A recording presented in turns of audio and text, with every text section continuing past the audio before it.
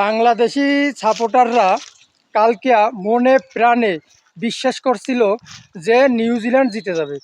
কারণ বাংলাদেশের কোনো সাপোর্টার তো ইন্ডিয়ার সাপোর্ট করবে না। আর ইন্ডিয়া হারা মানে বাংলাদেশের জন্য ঈদ।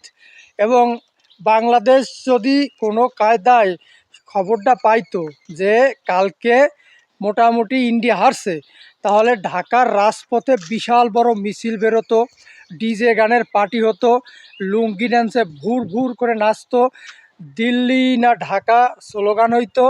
কিন্তু বাংলাদেশের হাজার হাজার মানুষের মনে কষ্ট দিয়া, দুঃখ দিয়া ইন্ডিয়া ম্যাচটা জিতে গেছে।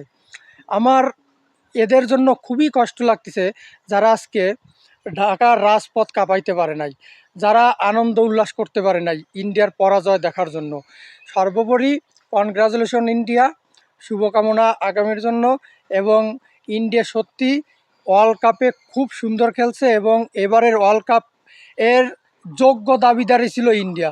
এবং এইবারের ওয়ার্ল্ড কাপ দেখা বাংলাদেশের আলাদা কোনো ধরনের অবজেকশন বা আইসিসি চোর, ইন্ডিয়া চুরি করে ম্যাচ দিচ্ছে, আম্পায়ার, এই ধরনের কোনো কথা বাংলাদেশ খেলাটা বলতে পারতেছে না। কারণ খেলাটায় কোনো ধরনের বিতর্কিত কোনো কিছু হয় নাই, যে কারণে বাংলাদেশের মানুষের মনে অনেক কষ্ট।